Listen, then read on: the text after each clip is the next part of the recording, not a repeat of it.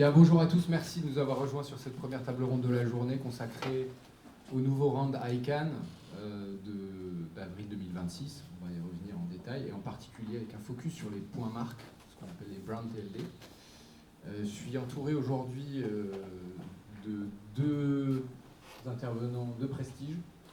Benjamin Louis, je te laisse te présenter. Benjamin, co-organisateur de l'événement. Oui, bonjour, donc co-organisateur du NDD Camp Paris-Strasbourg-Rennes. Et puis j'ai fondé une société qui s'appelle Sparkling qui exploite l'extension internet .alsace que j'ai créée ou déposée au précédent round en 2012. Et Jean-François Poussard, sponsor de l'événement aussi. Sponsor de ce premier NDDcamp.VZH. Donc on est ravis de pouvoir accompagner les organisateurs dans ce premier événement.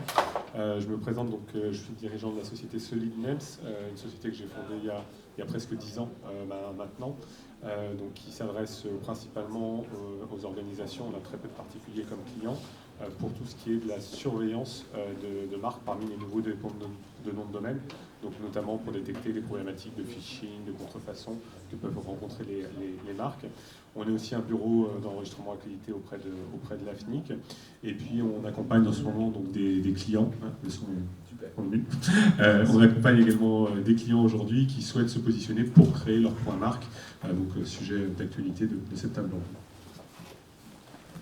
Bien. Et pour ma part, en un mot, donc Alexandre Nappé, je suis avocat. J'ai fondé un cabinet qui s'appelle Scan Avocat, qui est basé à Paris, Lyon et Strasbourg. Nous sommes spécialisés en propriété intellectuelle et droit du numérique.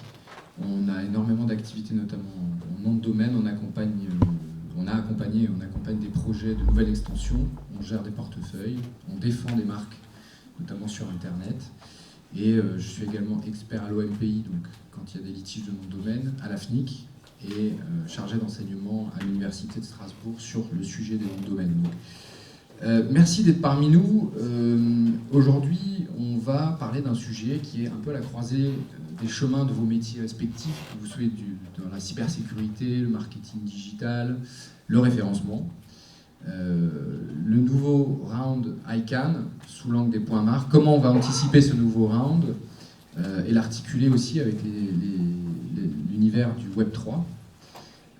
Avant de commencer, est-ce que parmi vous, certains ont déjà eu l'occasion de travailler sur un projet de nouvelle extension Internet sur le round de 2012 ? Sébastien, merci. Qui parmi vous possède un nom de domaine Web3, enfin ce qu'on appelle un nom de domaine Web3, c'est un abus de langage, mais... Ok, merci. Donc, ces sujets sont ceux qu'on va aborder aujourd'hui. L'idée, c'est de déterminer ce que change ce nouveau round ICANN pour les marques, ce que cela implique pour les stratégies SEO, acquisition, et puis ce que ça signifie également en termes de risque cyber. Donc, on va commencer avec toi, Benjamin. Tu vas peut-être pouvoir nous donner quelques éléments introductifs sur les dernières nouvelles de l'ICANN, suite notamment au sommet qui s'est tenu à Dublin en début de mois. Je te laisse peut-être faire un petit point d'actu sur l'avancée du projet Nouvelles Extensions suite à la réunion de Dublin. Ouais. Alors, pour ceux qui ne connaissent pas l'ICANN, c'est l'instance principale de gouvernance Internet, pour faire simple, qui régit les noms de domaine et les adresses IP. Et donc c'est cette instance-là qui a la charge de diriger tout ça et qui déploie des grands programmes, et notamment celui qu'on a vécu en 2012, qui a permis à tout type de titulaire de déposer les dossiers pour créer des extensions, donc la sauce VZH pour le point VZH, la région Feu Alsace à l'époque pour le point Alsace, qui m'a confié la gestion, ou des startups, des grandes entreprises, etc. Et donc des grands groupes, généralement des grands groupes ou des grandes entreprises, qui ont déposé leur point BNP Paribas, point Leclerc, pour ceux qu'on voit le plus dans les pubs et dans les correspondances. S'en est suivi un très long process, parce que, alors il faut bien comprendre que l'ICANN c'est une communauté, d'accord ? Donc quand on travaille sur un projet, il faut mettre d'accord tout le monde, et ça peut être très très très long. C'est le principe du modèle multi-acteur. Donc il s'en est suivi un process très long qui a abouti ces derniers mois jusqu'à la réunion de Dublin, où le conseil d'administration de l'ICANN a validé le guide de candidature. Alors, il va être amendé à la marge par le staff ICANN sur quelques sujets, notamment un qui me tient un peu à cœur, mais pour ça, il faut suivre la table ronde de cet après-midi sur les GOTLD. Mais grosso modo, on sait quoi, quand, comment, qui. Alors, la session où on va pouvoir déposer des candidatures, ça va s'ouvrir en avril 2026, pour une poignée de semaines. De tête, je crois que c'est 14 ou 16 semaines, un truc comme ça. Seb, tu dois savoir. Bon, grosso modo, c'est à peu près 3 mois. Donc, dans ces 3 mois, on va pouvoir ouvrir un compte sur la plateforme l'ICANN et puis déposer son dossier. Alors, le dossier, c'est quelque chose qui peut faire un peu peur, parce que quand on télécharge le fameux guidebook, c'est un espèce de pavé qui doit faire, alors je ne vais pas regarder cette année, mais 400 pages, facile, un peu comme celui de 2012. Donc ça peut faire très peur. Et c'est pour ça qu'il y a des gens comme mes deux compères ou comme moi qui proposons des services pour accompagner des collectivités, des marques ou des gens qui voudraient s'engager là-dedans, parce qu'on a une maîtrise du process. Donc le système va être un peu différent de 2012, dans le sens où l'ICANN et la communauté a appris de ce qui s'est passé, et par exemple sur le volet technique, au lieu d'avoir 2000 candidatures qui disent 2000 fois la même chose sur le volet technique, ils ont accrédité des prestataires techniques comme l'AFNIC par exemple, qui est en cours d'accréditation, et vous aurez juste à choisir en fait un prestataire technique. Donc grosso modo la candidature, c'est quelque chose d'assez lourd, mais c'est beaucoup plus cadré, moins flou que la fois précédente. Donc cette candidature a un coût. Donc il y a des fees qu'il faut payer à l'ICANN qui sont de 227 000 $, plus une broutille ou deux pour certains types de dossiers. Mais grosso modo, retenez 227 000 $. Et après, une fois que vous aurez déposé votre dossier, il va y avoir tout un système d'analyse de la candidature avec d'éventuelles questions, des allers-retours, etc., etc. Et vous pouvez estimer avoir votre extension dans la racine et donc entre vos mains, grosso modo, fin 2027, début 2028. Voilà. Donc c'est un process qui est long, qui est lourd, qui n'est pas sans un investissement certain, parce que au-delà des 227 000 $ que vous allez dépenser à l'ICANN, vous allez devoir soit avoir les services d'un accompagnateur, vous allez devoir payer un prestataire technique qui va vous fournir la solution logicielle et matérielle pour que votre extension vive. Voilà, donc c'est quand même un investissement relativement conséquent. Grosso modo, les chiffres qui sont donnés, c'est entre 400 et 500 000 € de setup. Voilà. Alors ça peut être moins si vous faites des choses vous-même, etc. Mais après, il faut déployer, il faut créer des politiques d'enregistrement, il y a plein de choses à faire, qui sont en lien avec la politique de marque, etc. Donc c'est un process relativement lourd. Désolé, je me permets, parce que je vois les SEO qui font la tête, et il y a même un gars qui a le point Link, qui est assez connu dans la communauté SEO, qui a, je crois, comme projet d'en déposer 200. Et en fait, ça peut avoir l'air d'être beaucoup comme ça, mais si on se dit on peut créer AI pour quelque chose, hôtel pour quelque chose, et finalement, la somme peut sembler élevée, mais les gens qui savent monétiser ça sont, à mon avis, capables de faire. Je sais vous qui savez beaucoup mieux. Ouais, alors je pense que c'est quelque chose qu'on abordera sur la table ronde où on parle des géos, parce qu'il y aura la partie commercialisation. Là, on est plus sur les corps, avec un modèle fermé, puisque c'est l'extension vous appartient. Et donc, vous développez votre propre univers numérique qui n'a pas d'interférence, puisque vous n'allouez pas de nom de domaine à des tiers. Voilà. Vous en êtes le seul et unique exploitant. Tu veux rajouter un mot sur ce cadrage initial ? Peut-être revenir sur ce qui s'était passé quand même au premier round pour que ce soit un petit peu plus concret. Donc en 2012, il y a eu au niveau des extensions Internet, vous connaissez tous les extensions génériques historiques, .com, .net, .org, etc., qui ont été créées en 1985. Après, on a plus de 300 extensions qui sont rattachées à des territoires, donc .fr pour la France, .be pour la Belgique, .cn pour la Chine, etc. Et donc on a ces 1200 autres extensions qui sont arrivées donc, depuis 2014. Et donc dans cette catégorie, il y a les GeoTLD dont on a parlé, il y a les points marques dont on va parler avec les retours d'expérience sur un point Leclerc par exemple qui est un des plus médiatisés. Et puis vous avez aussi donc, toutes les nouvelles extensions Internet où il y a de tout et de n'importe quoi. Il y a du point restaurant, il y a du point blue, il y a du point vodka, il y a du point hôtel, enfin il y a plein d'extensions de ce type. Et pour vous donner aussi quelques éléments statistiques, aujourd'hui on s'approche en fait des 50 millions de noms de domaine enregistrés dans ces nouvelles extensions Internet. Donc c'est une part qui est quand même de plus en plus croissante avec des sites qu'on peut retrouver donc, dans ces nouvelles extensions-là. Et Laika donc, avait fermé ces opportunités de pouvoir créer une nouvelle extension depuis 2014. Et donc là, on a cette nouvelle opportunité qui se profile. Donc des points marques vont se positionner, on va revenir là-dessus. Mais c'est vrai qu'il y a déjà pas mal d'autres projets qui ont été médiatisés, de personnes qui veulent faire un point Wi-Fi, par exemple, qui n'a pas été demandé. Donc on s'attend comme ça à avoir pas mal d'extensions. Et puis peut-être aussi d'autres extensions géographiques. Paris, le point Paris, on a cité Alsace, Corsica, mais voilà, est-ce qu'il y aura le point Lyon, le point Marseille, le point Rennes? On va voir un petit peu ce qui va se profiler. Mais le retour d'expérience, c'est qu'il y a eu quand même beaucoup de difficultés aussi à s'approprier ces nouvelles extensions et que c'est un long process et que même des grands acteurs comme la SNCF, je ne sais pas si vous vous souvenez, quand Voyage SNCF était passé sur oui.sncf, ça avait beaucoup aidé au grand public de comprendre ce que c'était une nouvelle extension.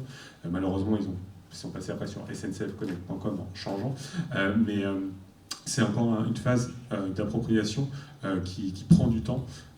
D'ailleurs, Alexandre posait tout à l'heure quelques questions. Est-ce qu'il y a certains d'entre vous qui ont déjà déposé un nom de domaine dans une nouvelle extension Internet? Okay, donc un peu plus quand même. Ok, merci. Oui, je crois, Jean-François, tu avais une stat intéressante d'ailleurs dans les 500, à peu près 500 brand TLD du premier round. Tu as sorti des stats sur les usages, c'est-à-dire combien de noms de domaine dans ces points marques sont enregistrés. Je ne sais pas si tu voulais en parler maintenant ou plus tard. On peut en parler maintenant, mais ça ne va pas trop aider à faire la promotion des points marques. Aujourd'hui, donc, sur les 500 brands TLD qui existent, on n'en a que 8 qui ont dépassé les 500 noms de domaine. Donc il y a 2 Français, Cocorico, .leclerc, .mma. Leclerc a notamment tous ses magasins, mais aussi tous ses concepts. Si vous louez une camionnette pour votre déménagement, vous verrez, c'est location.leclerc qui va être écrit là-dessus. On entend tout ça, la publicité à la radio, etc. Il y a MMA aussi qui les a pour ses différents agents, et notamment les villes où sont les agents MMA. Alors, ce qui est une petite anecdote quand même sur les MMA, à l'origine, ils ne voulaient pas le faire du tout. Ça a été plus un dépôt préventif qui a été fait par MMA, parce qu'il y avait un projet d'une extension sportive par rapport aux arts martiaux mix, donc MMA en anglais, qui se positionnait. Et finalement, ils l'ont eu. Et puis, il y a un grand assureur allemand, DVAG, qui est très présent, qui en a plus de 7000 là-dessus. Mais la stat qui fait le plus peur, c'est que sur les 500, en fait, il y en a 168 qui ont un seul nom de domaine enregistré. Et ce nom de domaine, c'est NIC.l'extension. Alors NIC, c'est pour Network Information Center, c'est quelque chose qui est imposé. Mais c'est vrai que des gens comme SFR, le seul nom de domaine qu'ils ont, c'est NIC.sfr, où vous avez une page qui dit « on a fait cette extension-là ». Et dans les frais qu'évoquait tout à l'heure Benjamin, chaque année, le point marque doit renouveler, il doit payer 25 000 $, si je ne me trompe pas, Benjamin. Ouais, c'est passé à 26 et quelques. Voilà, bon, l'inflation, juste pour avoir un seul nom de domaine. Donc les usages prennent du temps, et l'AFNIC a organisé récemment le cercle des points marques qui traite de ces sujets-là. Et vous avez des gens comme AXA qui l'ont depuis des années, qui n'en font rien, mais qui commencent maintenant à se positionner là-dessus. Des gros acteurs comme Google, qui avait quand même candidaté sur plus de 100 extensions, Amazon aussi qui est assez présent. On voit qu'ils font de plus en plus d'usages. Google a même fait récemment une communication justement sur l'aspect SEO, où ils ont basculé, c'est hubot.google en fait, ou alors qu'avant c'était google.com/hubot, et ils expliquent en fait comment ils ont bien réussi à se faire cette transition SEO, et puis comment c'est intéressant aussi pour donner la légitimité au contenu qui va être publié sur un point marque. Mais ça, je crois qu'on va y revenir un peu plus tard. Il y a Microsoft aussi, il y a 1 an ou 2, Maxi, qui a basculé toute son infra cloud sur le point Microsoft, pour des raisons de sécurité. Il y a une explication, en fait, il y a aussi, alors j'ai pas le chiffre, mais il y a aussi beaucoup d'extensions point marque qui ont été annulées, abandonnées. C'est-à-dire qu'il n'y avait pas d'usage, bon, ils ont considéré que c'était pas intéressant, et donc les dossiers ont été supprimés. Alors je sais plus si tu as... Ouais, dans les stats que j'ai indiquées, c'était celle qui a été active, mais c'est vrai qu'il y a beaucoup de marques qui avaient fait ça de façon préventive et qui ont retiré leur dossier. L'Oréal notamment, ça avait été les premiers, ils avaient fait 14 dossiers, il n'y en a plus un. Il y avait point salon, il y a des trucs comme ça. En fait, il y a notamment une explication à ça, c'est que souvent dans ce genre de situation où une marque a abandonné son point marque, quand on regarde comment ils étaient organisés, ils avaient une organisation qui était unilatérale d'une direction. C'est-à-dire que souvent, par exemple, la direction juridique qui disait qui a pris peur en 2011, 2012, qui a dit oulala, je le fais, je dépose, je verrouille la marque. Et donc ils ont porté le dossier, ils l'ont mise dans la racine, c'est parfait, puis ensuite la direction juridique a son extension, sauf que c'est pas eux qui font les usages. Et puis malheureusement ils n'ont pas réussi à mettre dans la boucle la DSI, la com, le marketing, etc. Et donc il n'y a pas d'usage derrière. Et finalement, abandon. Donc c'est une chose qui est importante, je pense, pour le round à venir, sur la partie organisationnelle, c'est que et on le voit sur les extensions dont parlait Jean-François, qui fonctionnent, qui ont de la vie, c'est généralement des extensions où il y a une espèce de coordination entre la DSI, le marketing, le juridique, la direction générale qui a donné un go assez ferme. Et donc, si ces différentes directions travaillent ensemble et portent le projet, là, effectivement, on aboutit à des choses qui sont assez intéressantes, en volume, mais alors, le succès de l'extension point marque ne se fait pas forcément sur le volume, c'est un très très bon indicateur, mais par exemple, le point BNP Paribas, qui a moins de 500 domaines, c'est une très belle réussite parce qu'ils ont, eux, migré la plus grosse plateforme, l'intégralité des sites sur point BNP Paribas. Donc ça, c'est intéressant. Oui, mais tu as tout à fait raison. En fait, le sujet, et ça nous permet de faire une transition entre le passé, c'est-à-dire le round de 2012, et ce qui va se passer dans les mois qui viennent, c'est comment aborder le sujet. Le projet d'un point marque, parce qu'on se concentre aujourd'hui sur les points marques, on ne va pas développer les géos qui vont être évoqués dans une autre table ronde, ou les clauses génériques qui sont eux-mêmes en débat, etc. Nous, on va vraiment parler d'un projet d'entreprise. Ça ne peut fonctionner que s'il y a un storytelling au sein de l'entreprise. C'est-à-dire que vous pouvez avoir une origine, une initiative qui vienne d'une direction, ça peut être le digital marketing, ça peut être le juridique, ça peut être la DSI, mais ça ne peut fonctionner que si celui-là entraîne les autres, les met autour d'une table pour discuter du projet et de ce que ça pourrait signifier pour eux. Alors quand on parle DSI, ça va être sécurité notamment, ça va être couche basse, donc ça veut dire structuration du réseau interne. Quand on parle juridique, c'est valorisation de la marque. Ça reste un actif immatériel. On a évoqué les prix tout à l'heure, on parle de 500 000 à 600 000 euros d'investissement, mais ça peut paraître énorme en valeur absolue. Ce qu'on a tendance à dire aux gens qu'on rencontre aujourd'hui qui se posent la question d'y aller ou pas, c'est essayer de mettre en perspective cette somme avec ce que coûterait une campagne de communication, notamment télévisuelle, ce que coûte un spot publicitaire avant un événement sportif sur une grande chaîne nationale. Et vous verrez qu'en fait, votre point marque, finalement, il est plus si cher que ça. C'est-à-dire que quelque part, c'est un peu évanescent, une campagne de communication. Donc effectivement, vous faites une présence de marque, mais une fois que la campagne est terminée, elle est terminée. Si aujourd'hui vous allez sur un point marque, c'est un actif que vous allez mettre peut-être même au bilan. Et c'est un élément de souveraineté, c'est un élément de propriété. Alors, le débat sur la propriété, il est très intéressant, mais en tous les cas, c'est un élément, on va peut-être y revenir, qui vous place au niveau des registres. C'est-à-dire que l'enjeu, c'est de vous dire, est-ce que je continue à être un utilisateur de nom de domaine ? Alors, je peux avoir un portefeuille de 500, je peux avoir un portefeuille de 1000, j'ai des clients qui ont des portefeuilles de 10 000, 15 000 noms de domaine, mais vous restez des titulaires de noms de domaine. Donc vous êtes à la merci du registre du .com, vous êtes dans l'écosystème nom de domaine, mais vous êtes un utilisateur. Si vous devenez demain registre, vous êtes toujours un utilisateur dans l'univers Internet, mais vous avez franchi une étape, vous êtes monté d'un cran qui est un cran décisif, parce que vous êtes en face des registres. Et à la table de la gouvernance Internet, vous n'avez plus du tout la même position. Et il me semble que Sébastien, tu avais levé la main tout à l'heure, tu voulais dire quelque chose. Sébastien Bacholet, un vieux de la vieille de l'UQAM. J'étais membre du conseil d'administration quand le round de 2012 a été accepté. Je voulais juste faire un tout petit peu de sémantique parce que Jean-François a parlé du premier round. J'aimerais qu'on arrête de parler de premier et deuxième parce que le premier c'était en 2000. Il y en a eu un en 2004, un en 2012 et il serait souhaitable d'appeler cela, comme tu viens de le faire, le round de 2026 et pas le prochain, le machin. On a une date maintenant. Une des façons de se fixer cette date, c'est d'en parler en permanence. Parce que si on dit le prochain, on peut imaginer que la date bouge. Si on continue, si on dit clairement, c'est du marketing, on parle du round de 2012, ce serait mieux. Et le deuxième élément de sémantique, si je peux me permettre, c'est qu'en anglais, on parle à la fois de core TLD et de ground TLD. Et donc, en français, on ne parle que de point marque, mais il faut que vous imaginiez que ça peut être le nom d'une entreprise, mais ça peut être aussi le nom d'une marque de votre entreprise. Chez Nestlé, ils ont plein de marques, ils peuvent faire une marque, mais ils peuvent aussi faire celui du flagship de l'entreprise.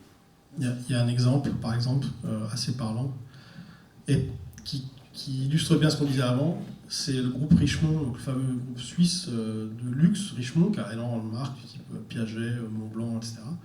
Donc la direction marketing du groupe a décidé en 2012 de déposer des dossiers pour les grandes marques.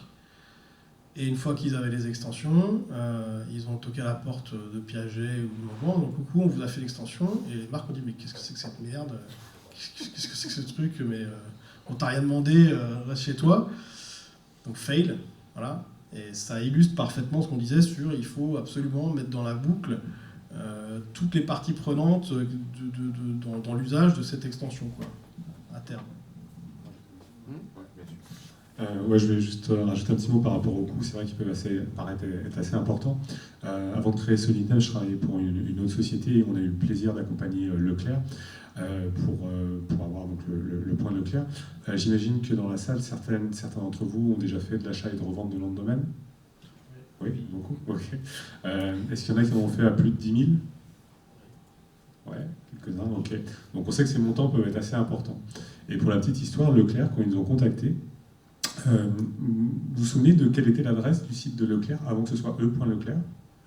C'était sûrement pas leclerc.fr. C'était e-leclerc.fr. Ouais, c'était e-leclerc. Pourquoi ? Parce que leclerc.fr, notamment, est pris par un passionné des chars Leclerc.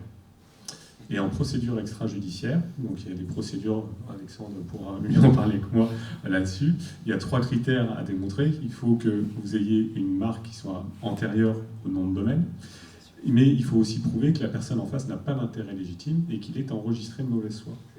Et donc ça, pour Leclerc, c'était compliqué parce qu'on avait quelqu'un qui était là, passionné des chars Leclerc, premier arrivé, premier servi.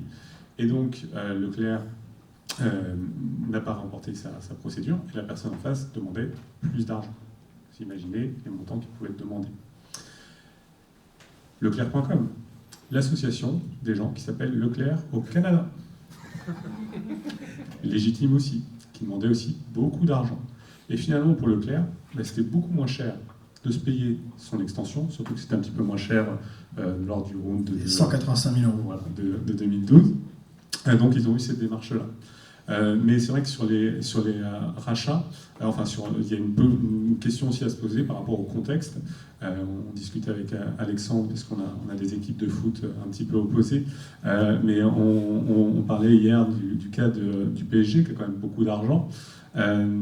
PSG n'a pas PSG.com, d'accord, qui est pris par quelqu'un, et c'est un nom en 3 lettres qui se valorise très très très cher. Pour le PSG, ce serait sûrement plus simple de pouvoir faire son .PSG. Ok. Ouais, il y avait une question.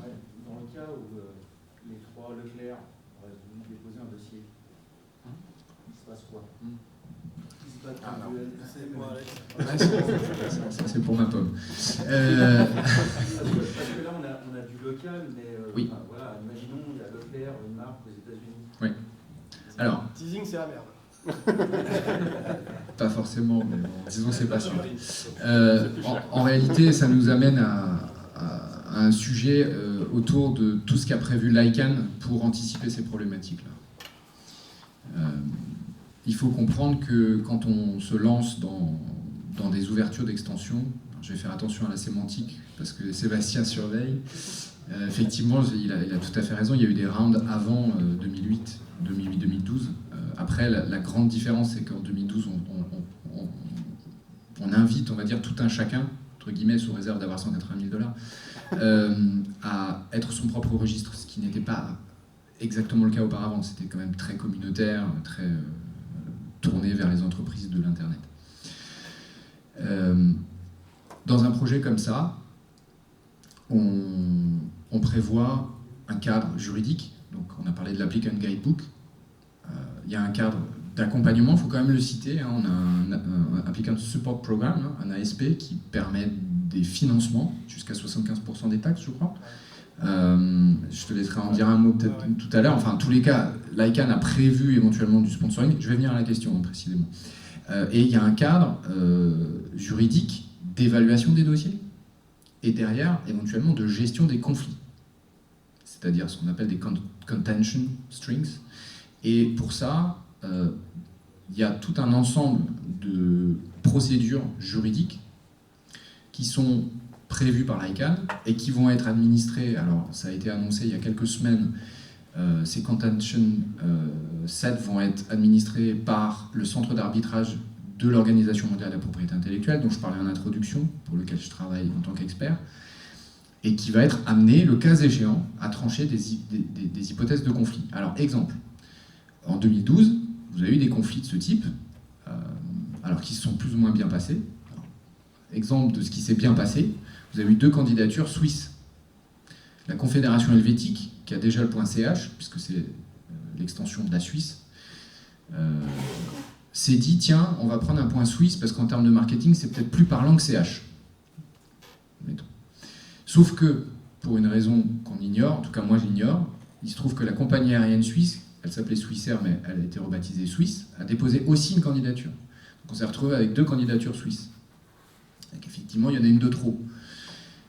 Alors, comme ce sont des Suisses, ils se sont mis autour de la table intelligemment, ils ont négocié. Effectivement, c'est la Confédération qui a conservé l'extension, enfin en tout cas le dossier. La compagnie aérienne a retiré son dossier qui, pour le coup, était un Corp TLD, alors que côté Confédération, c'était un GOTLD. Mais ils ont dealé quelque chose du type, vous allez avoir une liste de domaines réservés en point suisse pour la compagnie aérienne. Donc ça, c'est la manière de gérer intelligemment. Alors, vous avez eu des conflits, il y a eu Sky, il y a eu Monté, etc. Enfin, et vous avez eu le cas emblématique du conflit, dont on parlait à Paris au mois de septembre avec David Taylor, qui est le point Merck. Vous avez 2 entreprises, 2 géants de la pharma, de la chimie, un américain, un allemand, qui déposent 2 corps TLD pour le coup, point Merck, et qui, depuis 2012, se traînent devant tous les tribunaux du monde. Je crois qu'il y a 15 procédures en cours. Et qui ont fait évidemment la fortune d'un certain nombre d'avocats, dont je ne suis pas, et qui vont finalement, très probablement, parce que c'est un peu le dernier état de la discussion, très probablement se mettre autour de la table au bout de 13 ans pour dealer une joint venture d'exploitation de l'extension. Donc tout ça pour ça. Donc en réponse à la question en une phrase, il y a des procédures qui sont prévues de litige, qui sont prévues s'il y a des dossiers concurrents, mais également si un dossier est déposé et qu'un tiers qui aurait des droits, notamment de propriété intellectuelle, mais qui n'est pas candidat, voyait d'un mauvais œil l'existence de ce projet et viendrait le contester, ce qui serait évidemment très intéressant mais compliqué, puisque par définition, celui qui va déposer un dossier Corp TLD, il a des droits. Donc celui qui veut l'empêcher, qui a aussi des droits, va devoir démontrer en quoi ce serait trop préjudiciable pour permettre l'adoption du dossier.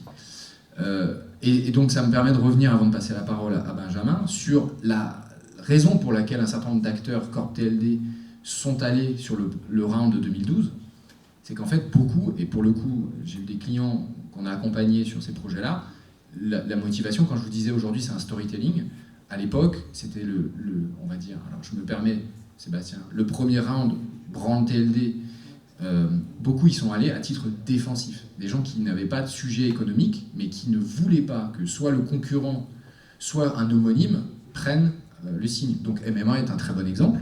Ils y sont allés en disant, nous, on préfère y aller plutôt que de voir les gens qui se bastonnent dans un octogone l'avoir. C'est une motivation. Moi, j'ai des clients dans le luxe qui ont dit, est-ce que notre pire ennemi dans le luxe y va? Parce que s'il y va, moi, je ne veux pas ne pas y être, parce que sinon mon COMEX va me tomber sur le poil. Donc ils y sont allés, mais au final, ils n'en font rien. Il y a eu beaucoup de décisions comme ça, et notamment L'Oréal ou Richemont, c'est l'illustration aussi qu'ils y sont allés à titre défensif et qu'au final, ils font rien. Donc là, c'est un peu dommage. Juste un petit commentaire, c'est aussi le cas quand vous avez une marque qui peut être un nom commun. Orange a fait le point orange, et heureusement qu'ils l'ont fait. Parce que toutes les couleurs ont été demandées par des acteurs privés qui ont fait des extensions qui sont ouvertes. Donc il y a le point blue, il y a le point red, il y a le point green, il y a le point black, etc., qui existent et qui ont été portés par des sociétés privées.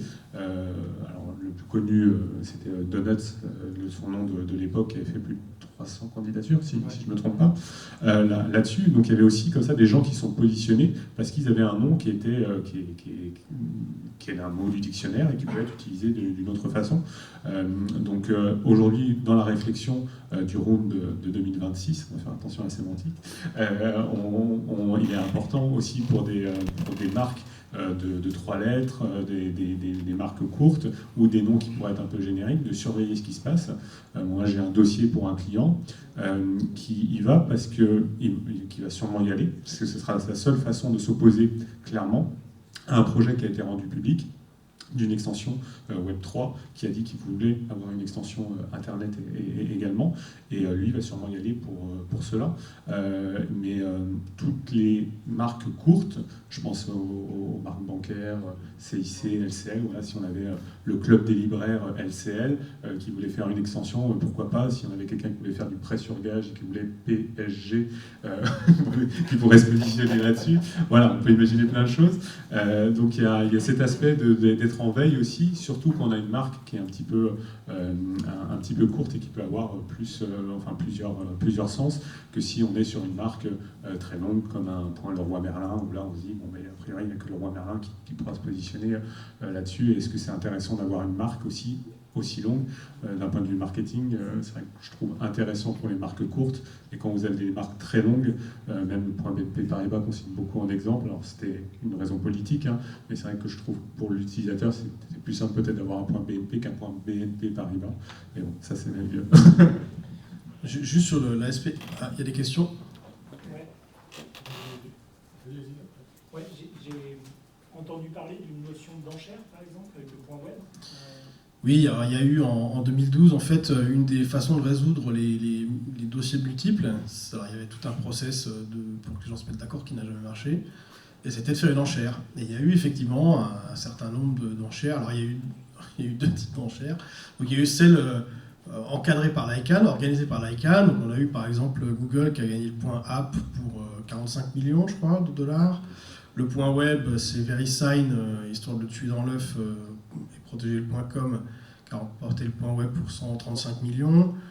Il y en a eu plein, le point baby pour 3 ou 4 millions. Il y a eu plein d'extensions comme ça qui sont des partages aux enchères. Et il y en a eu d'autres où les mecs ont été très très malins. C'est qu'ils se sont mis d'accord entre eux. Donc par exemple, je ne sais plus laquelle.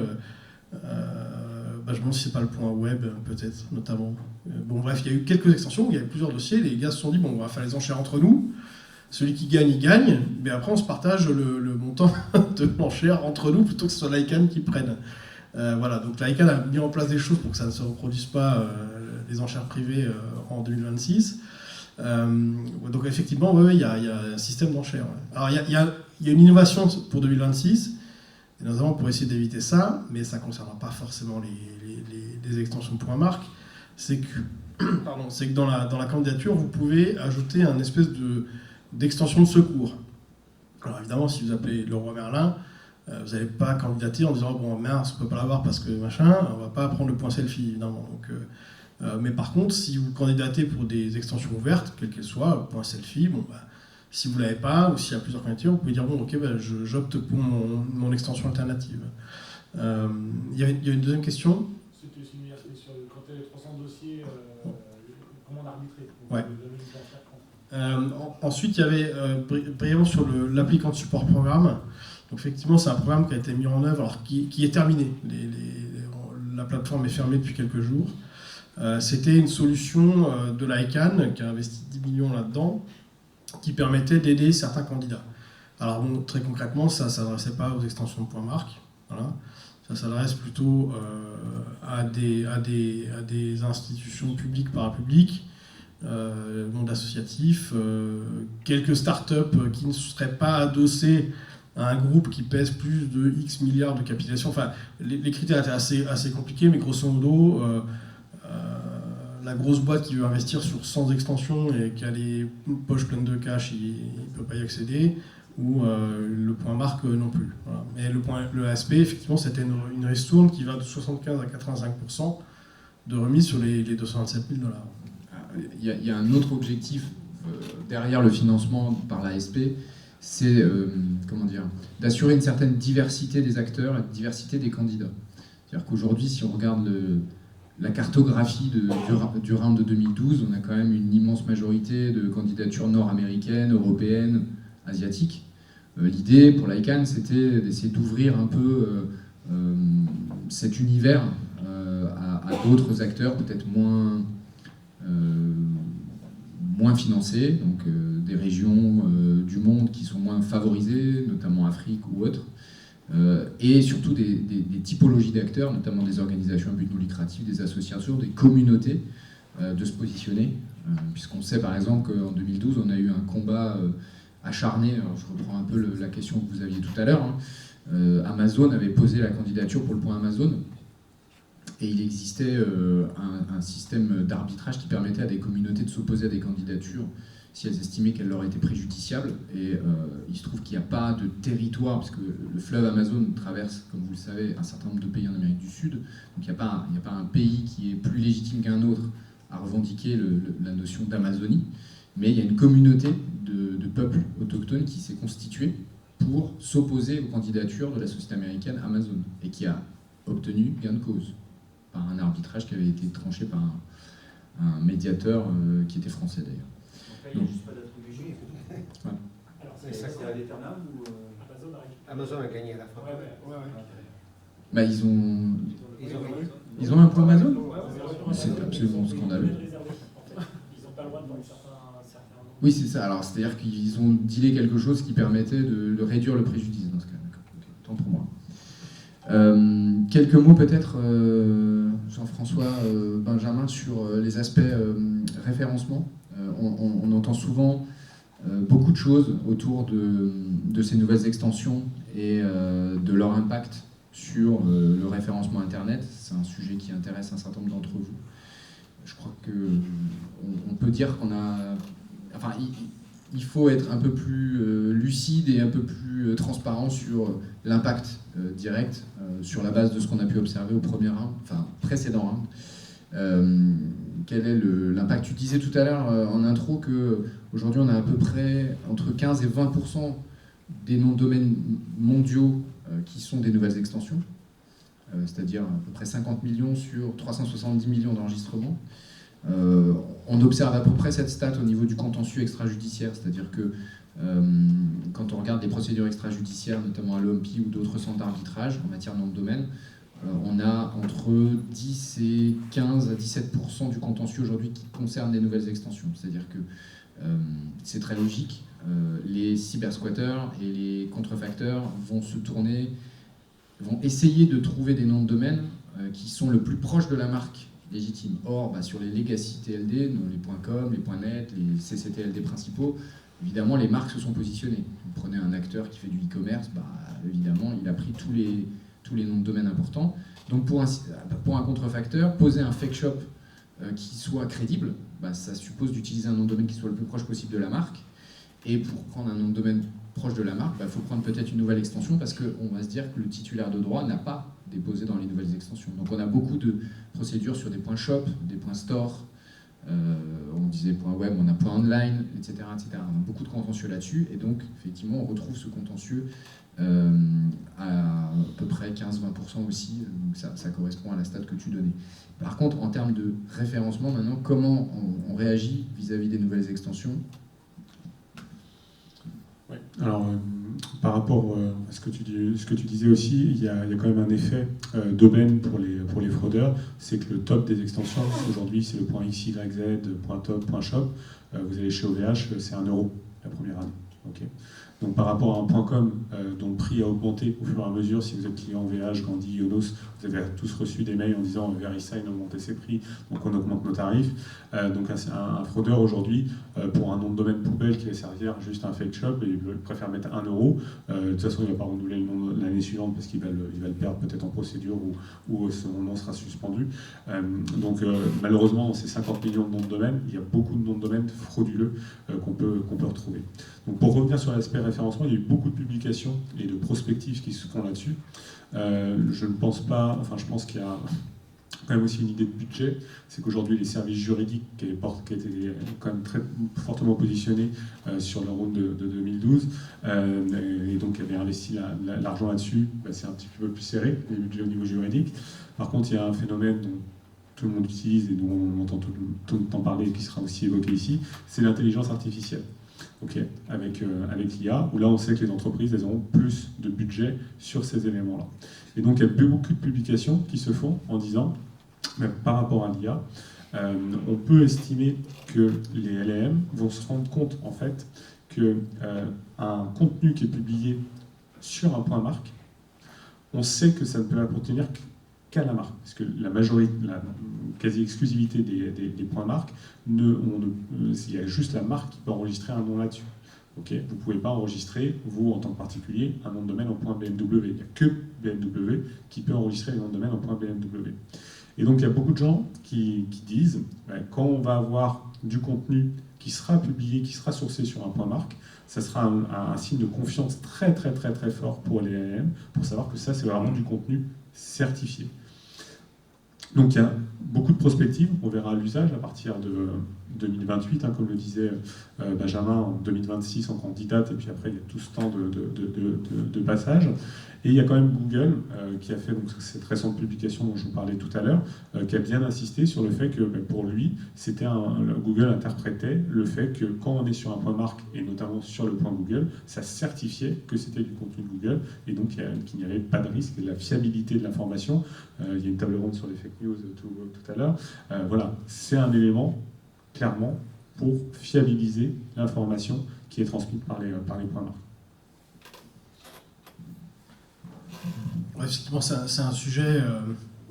Alors, il y a un parallèle aussi qu'on fera peut-être plus tard en table ronde avec les GeoTLD qui ont cette approche-là, de dire ok, on a des extensions sécurisées, donc point marque ou un GeoTLD, et toute la communication, c'est ce qu'a très bien fait BNP Paribas depuis des années, c'est d'expliquer à leurs clients, à leurs partenaires, à leurs fournisseurs, c'est à partir du moment où vous arrivez où vous recevez un mail qui finit par .BNP Paribas, vous êtes bien chez nous. Voilà, c'est bien nous. Voilà. C'est vraiment, il n'y a pas d'alternative. Et nous, GeoTLD, on a un peu la même approche, même si on ne peut pas la certifier à 100%, mais grosso modo, on a tous des politiques d'enregistrement qui sont assez restrictives, et on explique qu'on essaie de construire un territoire numérique propre, sans abus, et effectivement ça se vérifie, puisque les extensions géographiques sont les extensions avec le taux d'abus le plus faible. Donc ça fonctionne. Mais le message c'est vraiment celui-là. C'est client, partenaire. Si vous arrivez sur un site en point ma marque, c'est que vous êtes vraiment dans un territoire balisé de confiance. Et c'est cette confiance ultime, finalement, qui... alors, il y a eu des débats sans fin avec Google, enfin pour les moteurs de recherche le moteur de recherche de Google, savoir est-ce que un point marque va faire bénéficier le référencement. Alors, les gens de BNP disaient que c'est qu'après la migration vers le point BNP Paribas, le trafic a augmenté. Alors, est-ce que c'est du fait que nouveau site, nouvelle interface, nouvelle performance, nouvel CMS, etc. Ça joue aussi, c'est pas que le nom de domaine forcément, mais en tout cas, ils avaient observé une augmentation de la fréquentation et des positions un peu meilleures. Alors, clairement, le point marque va... Dans un projet point marque, il y a aussi la prise de conscience des enjeux de demain, la fiabilité, tu disais. Clairement, les acteurs qui aujourd'hui ont une activité digitale grandissante, qu'on soit dans le domaine bancaire, dans le domaine commerce, retail ou autre, on est impacté quotidiennement par des dizaines et des dizaines et des dizaines d'attaques de toutes sortes. Alors ça va être l'usurpation d'identité, ça va être le phishing, enfin, c'est tout ce que vous connaissez et que vous recevez dans vos boîtes mail quotidiennement. Évidemment, si on a un point marque, et c'est pas le seul fait d'avoir un point marque, c'est si on a raconté une histoire, pas seulement en interne, mais également à sa communauté, à sa clientèle, de dire je suis BNP Paribas, vous dites à vos clients que plus jamais un contenu ne sera légitime s'il n'est pas sur BNP Paribas. Ça va mettre du temps, mais effectivement, vous tapez quand même très très fort dans tout ce qui est usurpation d'identité ou phishing, parce que typiquement, à partir du moment où vos clients ont compris que seul un site en .BNP Paribas est à coup sûr légitime, fiable, vous tordez quand même le coup. Ça ne veut pas dire qu'il n'y aura plus de phishing, mais ça veut dire qu'il aura un impact nécessairement moindre sur la communauté. Donc ça, c'est très important. Et je dirais, au-delà de ça, quand je disais enjeu pour les années à venir, c'est qu'on est dans une période où on questionne la vérité. Et ça, c'est l'intelligence artificielle qui nous y oblige. C'est-à-dire que vous avez tous vu des photos trafiquées par IA. Aujourd'hui, on est dans les vidéos trafiquées par IA. On est dans des deepfakes. Très clairement, il y a un enjeu de fiabilité du contenu qui nous est proposé. Et demain, les outils d'intelligence artificielle vont nous proposer des résultats. Et la discussion qui est en cours, qui est une discussion prospective, je ne vais pas plus loin que ça, c'est de dire, est-ce qu'un point marque ne serait pas quelque part un label d'authenticité, de fiabilité, lorsque un utilisateur, vous, moi, allons interroger une intelligence artificielle en lien avec une marque? Est-ce que le fait d'avoir un point marque va légitimer, va être priorisé, va être favorisé par un outil d'intelligence artificielle pour proposer du contenu relatif à cette marque? Oui. En même temps, un site .bmw, il ne pourra pas dire du mal d'un véhicule BMW. Il y a un discours commercial sur un site. Donc, quelle est la crédibilité d'un discours commercial? Mais ça, c'est déjà le cas. Ça, on n'est pas en train de questionner la vérité. C'est-à-dire, là, c'est une opinion. C'est différent d'un mensonge. Il y a une différence entre... Non, il y a une différence entre une opinion et notamment un discours commercial qui est discutable et quelque chose qui est clairement erroné parce qu'on te fait croire que ça vient de la marque, alors qu'en réalité, ça ne vient pas de la marque. C'est ça la distinction à faire. Évidemment, après, sur tout ce qui est laudatif, tout ce qui est beaucoup trop positif, etc., ça, c'est du marketing. Mais on ne se pose pas la question de la même manière. C'est-à-dire quand tu vas voir un site élogieux qui va promouvoir la nouvelle BMW hybride ou électrique et qui va te dire à quel point c'est génial l'électrique, c'est le constructeur, il vend son produit, quoi, ni plus ni moins. En revanche, si c'est un site tiers qui va bmw.blog et qui va tenir un discours, tu ne sais pas qui est derrière, tu ne sais pas ce que ça raconte. Donc l'intérêt, c'est de savoir comment une IA va gérer le positionnement de ce contenu-là par rapport au contenu officiel de la marque. C'est un peu ça l'enjeu. Oui. Je crois que vous en avez parlé vite fait, mais du coup, ça veut dire qu'une marque n'a pas le droit de toute façon de faire un business avec son extension marque. Enfin, un business même non lucratif. Imaginons un cas peut-être un peu tiré par les cheveux, mais BMW ne peut pas demander à un tiers de gérer un site, je sais pas, fan.bmw, qui du coup exploiterait le TLD BMW, mais pas en tant que société BMW, mais en tant que société tierce. Sur l'exploitation du site, d'une certaine manière, la marque, elle fait ce qu'elle veut, elle confie ce qu'elle veut à qui elle veut. Le seul truc, c'est que le titulaire du nom de domaine, c'est bel et bien la marque. Ah, voilà. C'est ça qui ne change pas, en fait. C'est le titulaire du nom de domaine, c'est le titulaire d'extension. Après, ça peut y avoir des... Je suis pas d'accord avec toi. Le titulaire de l'extension, c'est BMW, ou BMW, ou qui tu veux. Mais moi, je serais Orange. J'arrêterai d'avoir mes wanadoo.machin chose, orange.machin. On passera le message. Je ferai ma messagerie sur Orange. Oui, bien sûr. Et donc, ça veut dire que le titulaire du nom de domaine, pas de l'extension, le nom de domaine pourrait être, moi, si j'avais un bachelier.orange, donné par Orange, mais ce serait moi le titulaire du nom de domaine. Il n'y a pas de raison qu'un corps TLD ne puisse pas le faire. Personne ne l'a fait, je suis d'accord avec toi. Je pense que c'est une réflexion que certains pourraient avoir. Là, tu es hors spec 13. Ah oui, mais... Alors, il y avait une remarque d'OVH, comme ça, qui a ouvert en fait le point OVH à n'importe qui peut enregistrer un point OVH, et il y a même des cas de phishing, c'est-à-dire des gens qui enregistrent des noms de domaine en point OVH pour se faire passer pour OVH. Donc ça peut être embêtant. On peut tester le point OVH dans les LLM d'ailleurs. Hein. Ouais. mais clairement, quand vous candidatez, vous définissez vos règles. Mais c'est vrai la grande majorité des marques, c'est elles qui sont titulaires. Après, rien n'empêche d'imaginer, je sais pas, vous êtes fan d'une marque Lacoste, par exemple, vous êtes un client de Lacoste, on vous donne jf.lacoste, moi je m'appelle Jean-François pour ça, et de offrir des emails, par exemple, en jf.lacoste, après avoir qui est le titulaire, quel usage, etc., qui est prévu. C'est vrai que pour la marque, je pense que c'est plus secure de rester titulaire, et c'est ce qui est prévu dans une des clauses que tu évoquais tout à l'heure. Mais c'est vrai qu'on peut imaginer quand même, pour répandre la marque, on évoquait le cas de SFR. SFR, ils sont dans une situation un petit peu différente maintenant, mais au moment du round de 2012, plutôt qu'avoir des adresses, même chose, j'ai poussard.sfr, et qu'est-ce que je faisais si chaque client de SFR avait son nom de famille en .sfr? À chaque fois que j'envoyais un mail, je faisais de la pub pour SFR, au lieu de faire de la pub pour Gmail. Oui, mais du coup, vous perdez cette notion de qualité que vous disiez. Voilà. Parce que si BMW permet à des gens d'avoir un point BMW, moi je me fais passer pour un fan de BMW, je fais n'importe quoi avec. On rentre sur un débat qui est très intéressant, notamment sur qu'est-ce qu'un droit sur le nom de domaine. Mais là, je ne vais pas vous assommer directement de bon matin, parce que moi, je fais partie des gens qui considèrent qu'il n'y a absolument pas de droit de propriété sur un nom de domaine. Ça, pour moi, c'est très clair. Alors, il y a des travaux universitaires sur le sujet, et des thèses qui se rédigent là-dessus. Moi, c'est très simple. Un nom de domaine, quelle que soit l'extension maintenant, on va revenir sur les points de marque, mais quelle que soit l'extension, c'est comme votre numéro de téléphone. Vous êtes le seul à l'avoir, mais arrêtez de payer vos factures, vous allez voir quel droit de propriété vous avez sur votre numéro de téléphone. Vous voyez ? C'est à peu près le même niveau. Pour moi, c'est un droit d'usage exclusif.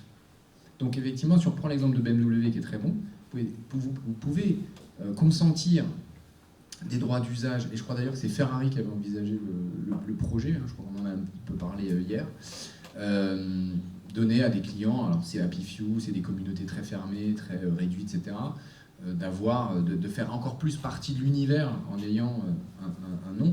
Pour autant, ça ne sera jamais un droit de propriété, et surtout, c'est encadré par un contrat et des règles d'enregistrement, comme quand vous déposez un nom de domaine dans n'importe quelle extension avec un contrat d'enregistrement chez votre bureau d'enregistrement, vous ne faites pas n'importe quoi. C'est-à-dire que le registrar vous impose des devoirs, et si vous manquez à ces devoirs, vous pouvez tout à fait avoir des suspensions de nom, voire des résiliations de contrat. C'est ce que nous, on sollicite pour nos clients lorsqu'on identifie un nom de domaine en .xyz ou en .com, ou qui porte atteinte à des droits ou qui diffuse du contenu qui est clairement illicite, que ce soit de la contrefaçon, c'est pas très très grave, enfin encore que, ou des contenus beaucoup plus graves, pédopornographiques, apologie du terrorisme, etc., etc. Donc on ne fait pas n'importe quoi avec le nom de domaine.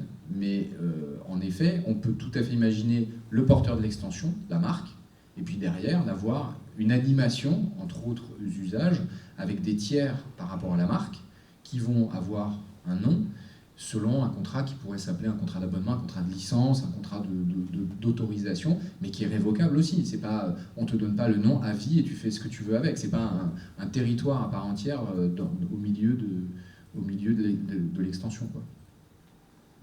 Oui, Philippe. Une petite question.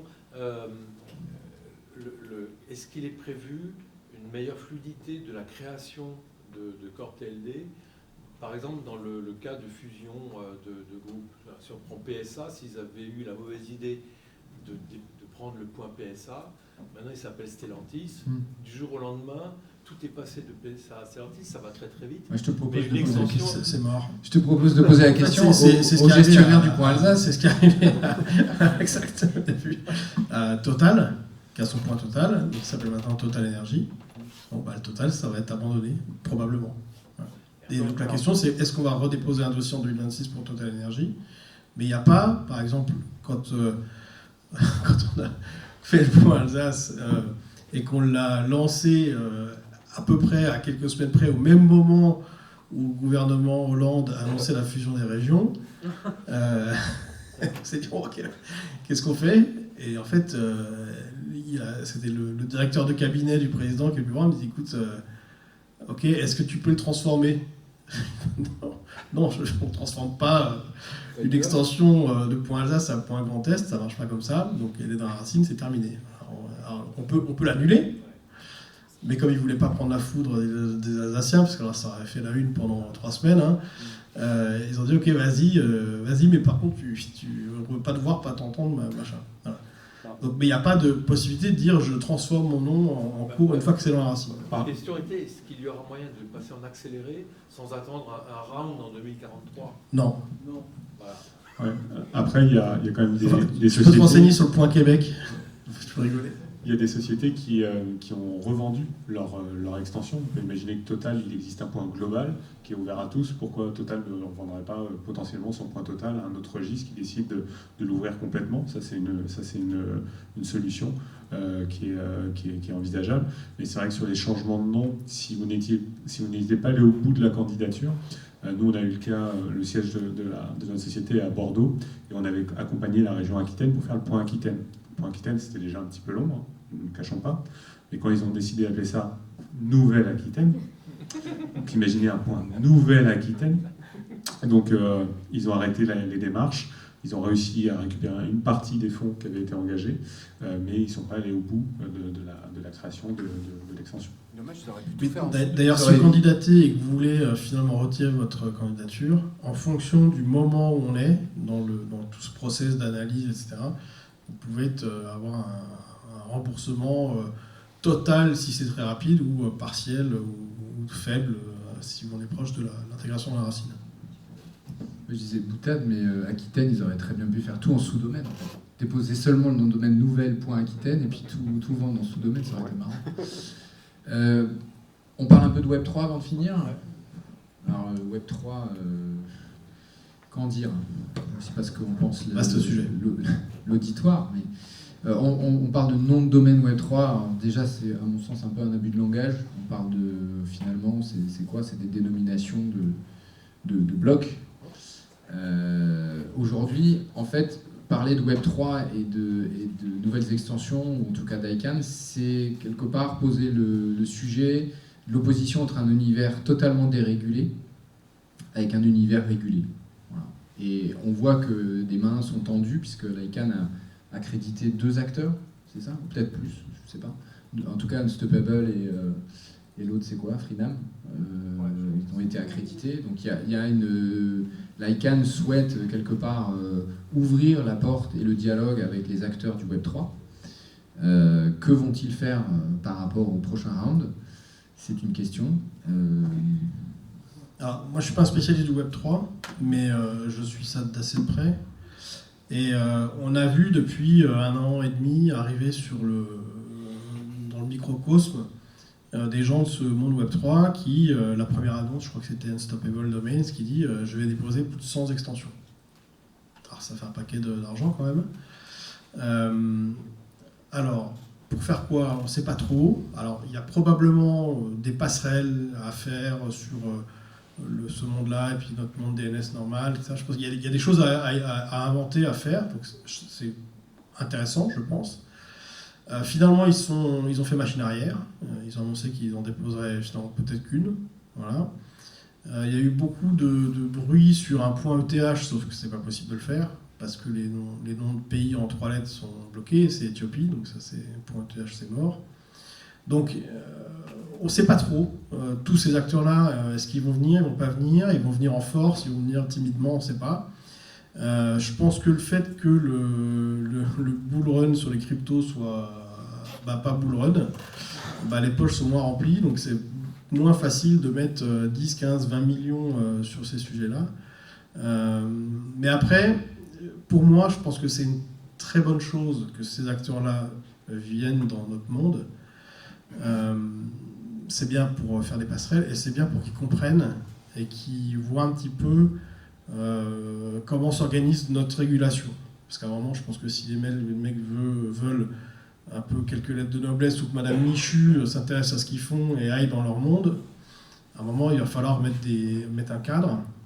Et je pense que le fait qu'ils voient de près comment fonctionne notre monde et notre régulation, notre instance de gouvernance, etc., je pense que c'est une très bonne chose. Est-ce qu'ils s'en inspireront, est-ce qu'ils s'en inspireront pas, on verra bien. J'ai eu une discussion il y a 2-3 ans avec des gens à Paris qui m'avaient invité dans le monde de la crypto.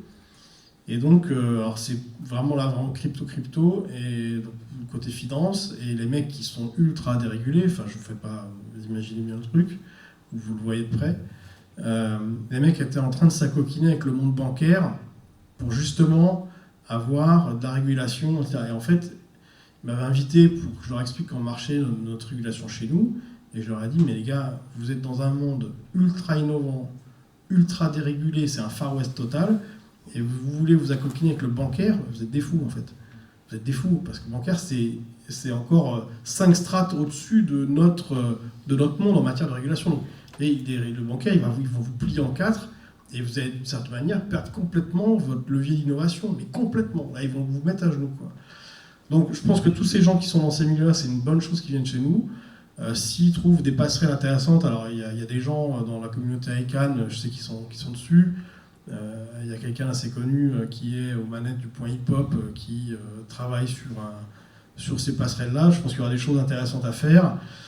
Mais je pense qu'ils veulent qu'il y ait de l'usage qui vienne chez eux, il va falloir trouver des solutions pour protéger les gens, quoi. En gros, cette communauté, elle est face à un dilemme aujourd'hui. C'est-à-dire qu'ils voudraient préserver leur indépendance et ce modèle de non-régulation. Et en même temps, ils ont besoin de s'ouvrir au grand public. Ils ont besoin de faire connaître à la fois les usages, les outils à tout un chacun, sachant qu'en plus, sur le plan des protocoles, on va dire, le Web3, c'est pas encore, universel, loin s'en faut. Moi, ce qui me fait un peu rigoler, donc après, ils vont faire leur choix, hein, effectivement, est-ce qu'ils viennent dans notre monde qui est gentiment régulé ou est-ce qu'ils vont vouloir préserver leur indépendance et leur modèle qui est un peu disruptif? Ça, c'est à eux de décider. Je trouve que le contexte, pour le coup, économique, financier, n'est pas très bon, parce qu'effectivement, comme tu l'as dit, on n'est pas sur une super période pour les cryptos. Donc, est-ce que les moyens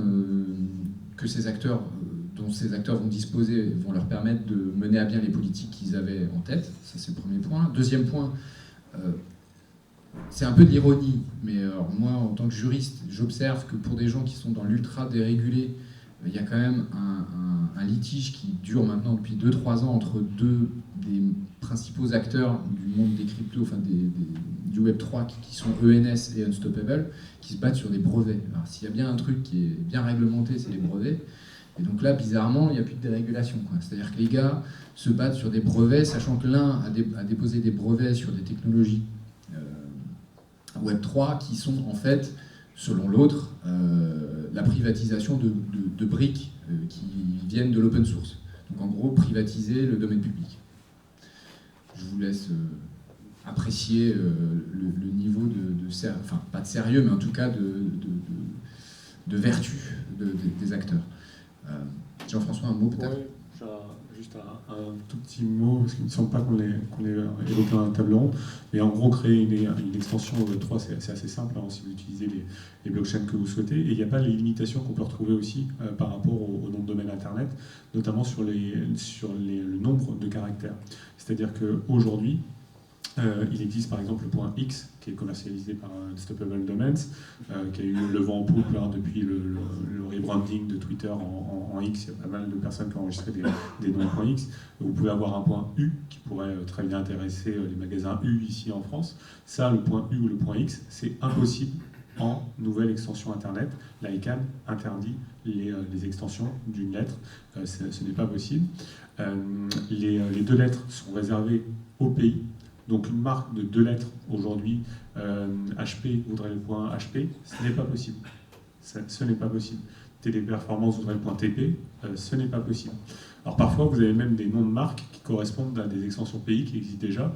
Il y a le point H&M pour les îles Heard et McDonald's, si je ne me trompe pas, ou le point OM, par exemple, qui est le sultanat d'Oman, qu'on peut retrouver de cette façon-là. Et donc, si vous allez sur 3 caractères, ce qui peut avoir du sens quand même pour que l'extension soit mémorisable, etc.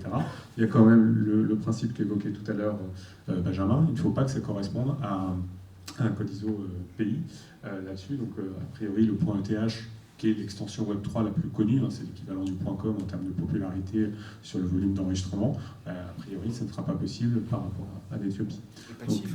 Pas de chiffre, donc un point BB9 par exemple, enseigne de puériculture, ce n'est pas possible. TF1, ce n'est pas possible. Et les tirets également, donc un point CMA-CGM par exemple, ne serait pas possible pour ça. Donc il y a quand même des prérequis techniques, toutes les marques ne sont pas éligibles à ce programme, alors que j'en connais certaines d'entre elles qui avaient les moyens et qui voulaient y aller, mais malheureusement ce ne sera pas possible pour elles. Oui. Sur le round précédent, il y avait combien de dossiers déposés? 1985. Donc 1985. Oui. Et sur le prochain? Pardon? 1980. 80 quoi? Non, non, mais... Et sur le prochain round, il y a une estimation à 2000 de l'ICANN. Comme il y avait une estimation à 500 exact. au précédent. 2012. Effectivement, l'estimation à 500, donc ils ont fait x4. Du coup, est-ce qu'il y en aura 8000 cette année? Ce qui explique d'ailleurs, à l'époque, pour ceux qui ont vécu 2012, qu'il y a eu un tel délai entre le moment des dépôts des dossiers et puis le début des examens. En fait, ça, c'est des choses qui n'arriveront normalement pas en 2026. Voilà, les choses sont bien calibrées. Parce qu'en fait, ils se sont fait déborder, comme il y a beaucoup plus de candidatures. Ils n'étaient pas équipés et pas staffés pour les auditer. Et donc, on a vécu des grands moments dont Werner va se souvenir avec des mails de l'ICANN en nous disant qu'on va devoir faire un tir à l'arc électronique, des trucs complètement hallucinants. Enfin bref, c'était assez sport. Voilà, là, les choses sont quand même bien mieux bornées. On a quand même ils ont fini par faire un tirage au sort. Voilà, pour savoir qui passait le premier, qui passait le dernier. Sauf que comme l'ICANN est basée en Californie, c'est la loi des jeux californienne qui est assez restrictive. Donc on a reçu un mail en disant on va faire une loterie. Ok, c'est pas une super bonne idée. Sauf que, il faut que vous payiez le ticket. Mec, t'es gentil, je viens de lâcher 125 000 $, tu vas pas me demander de lâcher 100 $. Si, on a payé 100 $. Et 2, il fallait, pour participer à la participation, il fallait une présence physique. Et donc le mec me dit, en gros, vous venez à Los Angeles, mais vous avez fumé ou quoi? Donc finalement, ils ont trouvé un moyen, c'est qu'ils ont ils ont payé des avocats il y a un truc qui représentait le registre. Et donc on a passé, moi, je me suis endormi, mais devant mon écran le soir à 23h, avec un mec dans une grande salle qui tournait comme dans la loterie du quartier, quoi, avec ses boules et qui sortait 256. Enfin, c'était surréaliste. Petite conclusion, petite checklist pour ce prochain round. En conclusion, pour ceux qui seraient intéressés, déjà c'est le moment, c'est-à-dire qu'on est quand même mi-novembre. On parle de l'ouverture de la fenêtre de dépôt des dossiers en avril 2026. On a, pour mémoire, un applicant guidebook qui sera définitif dans quelques jours, d'ici fin d'année. Donc on va travailler sur un guide du candidat qui sera vraiment abouti dans les semaines à venir. Et derrière, on a quand même un rétro-planning très court de 4 mois pour constituer un dossier. Alors, évidemment, un certain nombre d'acteurs sont déjà dans les starting blocks, c'est sûr. Après, d'autres, s'ils ne sont pas encore décidés, il faut quand même se mettre en ordre de bataille. Donc réunir cette fameuse task force, le steering committee, comme on dit, donc des gens des SEO, des gens du légal, des gens du marketing, la bénédiction, évidemment, des comités exécutifs ou des directions générales. Et avancer avec le choix des accompagnants, le back-end registry, et puis il faut écrire l'histoire maintenant. Juste un point sur la partie souveraineté. C'est des trucs que j'ai beaucoup discuté ces derniers temps, notamment à Dublin. Et en fait, effectivement, oui, on en a parlé là pendant 1h15, c'est un élément de sécurité, de souveraineté d'avoir son point marque. Et on en a beaucoup parlé, mais sur la strate du web, j'ai mon point marque, si vous arrivez sur mon mail en point marque et tout, vous êtes chez moi, sécurité, cybersécurité, ça. Ok. Il y a quand même aussi un élément, je pense, qui est important à entendre, c'est que, et c'est ce que fait, enfin, en partie, par exemple, Orange, où on voit très peu ou pas de points Orange, mais par contre, Orange utilise sur les couches DNS. D'accord ? Ce qui est important, c'est de voir que dans les choix, si vous portez une candidature, même sur un géographique, mais sur un point marque, soyez attentifs aux prestataires et aux partenaires que vous choisissez, notamment sur le volet technique.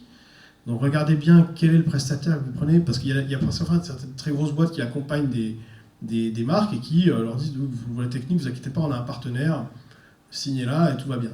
Mais regardez quand même qui c'est, parce que on ne peut pas se vanter de faire de la cybersécurité, etc., et de la souveraineté avec nos points marques si l'infrastructure technique, elle est aux US. Il faut arrêter de se foutre du monde. Voilà. Donc vous ne pouvez pas dire j'ai mon point marque, regardez super sécurisé, mais par contre toutes les données de la boîte sur la partie DNS, elles sont aux US chez un prestataire qui est soumis au Cloud Act. Voilà. Donc le volet technique est très important. Optez plutôt, si vous êtes une boîte française ou européenne, pour un acteur français. La FNIC c'est parfait, le système est très bien, ou européenne, mais faites attention à ce volet-là aussi. Voilà.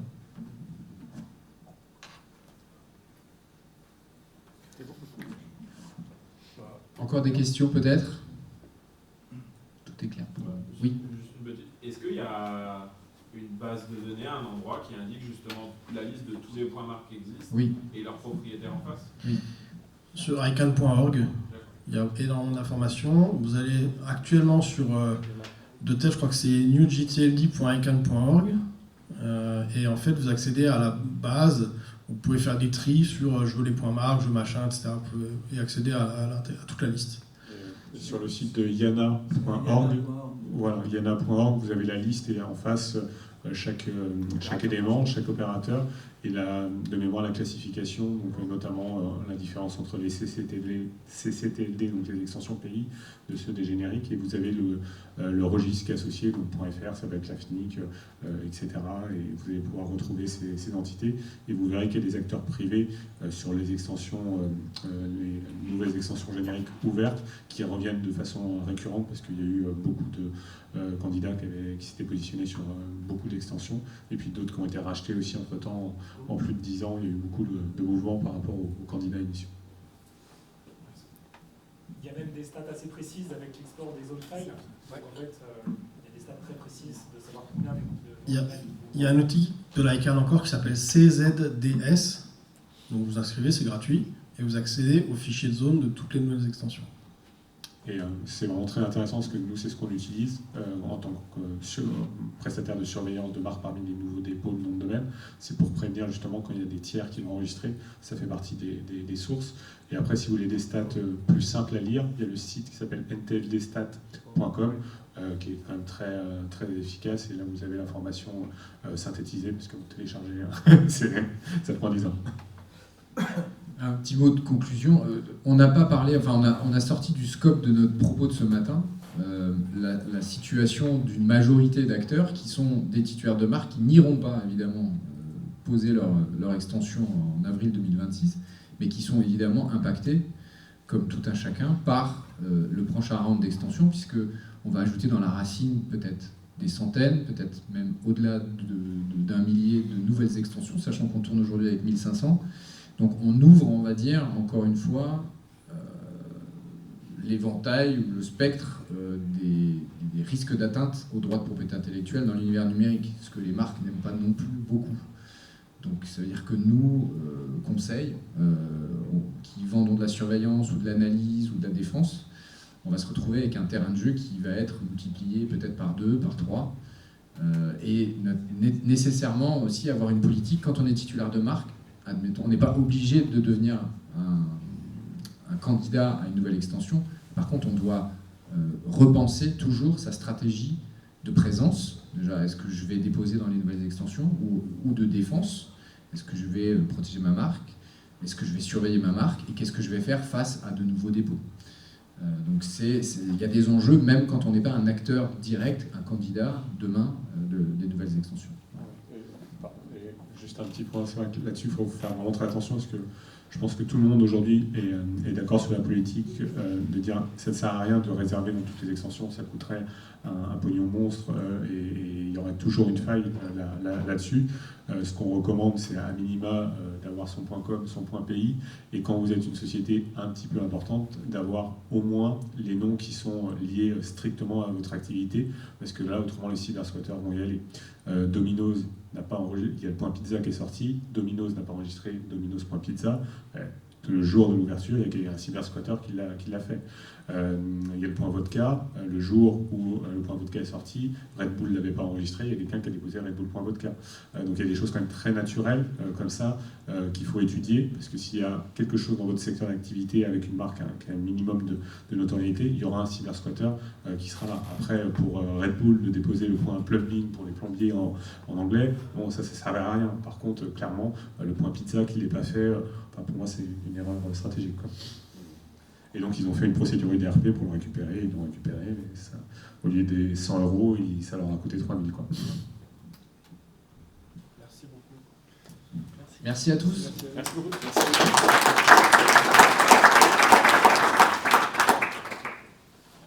Vous connaissez la suite du programme?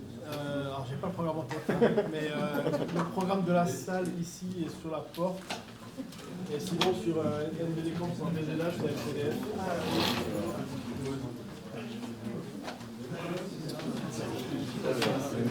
Merci. Ces citations par les IA, bonne pratique en termes de nom de domaine pour une présence optimale dans les LLM. Ici, là? Ouais, ici. Est-ce que l'autre conférence est pas Je crois que c'était le commentaire de l'IA sur la conférence qui venait de se terminer. Alors on a tout enregistré. C'est passé direct sur ChatGPT pour avoir le résultat. On a une synthèse. Il a dit des conneries. C'est le point sexe, qu'est-ce qu'il devient? Oui, mais il continue à exister. Bah oui, il continue à exister. En fait, c'est le registre. Ça marchait pas. C'est le registre lui-même qui a déposé le domaine avec des marques. Via une société. Via une société écran. C'est ça. Ça, c'était il y a longtemps. Et c'est devenu quoi alors?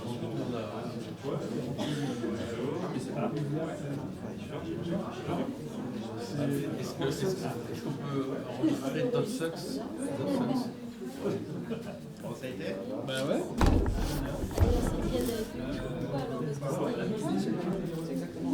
Non mais je pense qu'il est privé.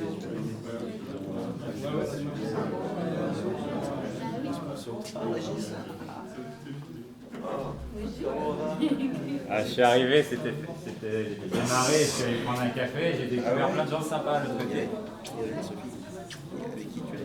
Dis qu'on n'est pas sympa en fait. Dis qu'on n'est pas sympa.